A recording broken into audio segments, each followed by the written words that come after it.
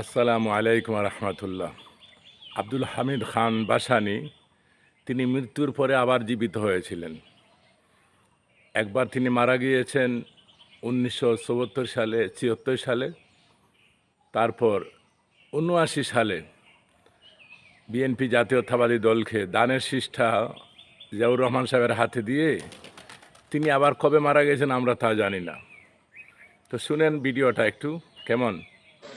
যখন 1979 সালে নির্বাচনের সময় আসলো, সেই সময় মাওলানা ভাসানী শহীদ রাষ্ট্রপতি জিয়াউর রহমানকে বললেন, তোমার হাতে আমি ধানের শীষ তুলে দিলাম। মাওলানা ভাসানী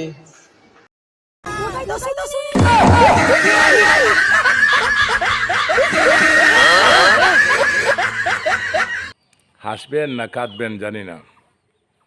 আমাদের দেশের প্রধানমন্ত্রী 5,500-এর মতো এই প্রতিবন্ধী ছেলের মধ্যে হোক আমরা চাই না।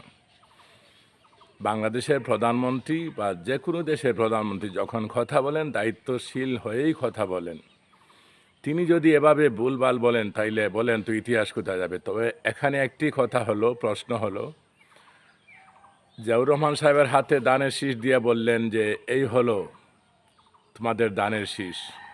তার মানে তারেক জিয়ার ভাষ্য অনুযায়ী 1979 সালে বিএনপি জন্ম। যেহেতু ভাসানী সাহেবে দানের শীষ দিয়েছেন, তাই না? তাহলে 1979 সালে বিএনপির জন্ম।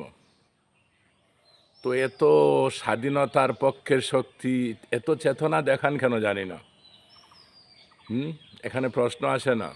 তো যাই হোক, মাওলানা ভাসানী সাহেব তিনি 17 নভেম্বর 1976 সালে তিনি মারা যান। আবার 79 সালে কবর থেকে জীবিত হয়ে তিনি বিএনপি জিয়াউর রহমান সাহেব, আল্লাহ তাকে রহমত দান করুক, আল্লাহ তাকে জান্নাতুল ফেরদাউস দান করুক, শহীদ জিয়ার জন্য আমরা সবাই দোয়া করি। তো জিয়াউর রহমান সাহেবের হাতে দানের শীষ দিয়ে তিনি আর কবে মারা গেছেন তা আমরা জানি না।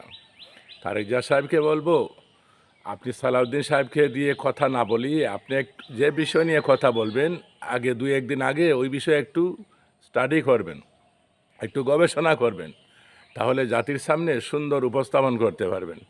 ঠিক আছে?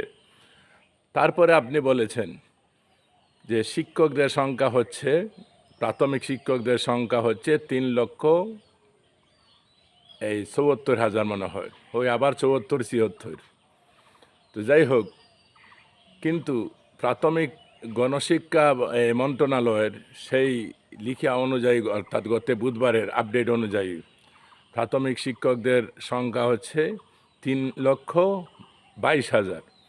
আর আপনি বলছেন 3,76,000, 76 অথবা 74,000, আমি ভুলে গিয়েছি। যাই হোক, তো 22 থেকে 76 এত যদি বেশ কম হয়, মানে 50-60 হাজার যদি এবার ভুল হয়, এটা কি মেনে নেওয়া যায় বলেন তো?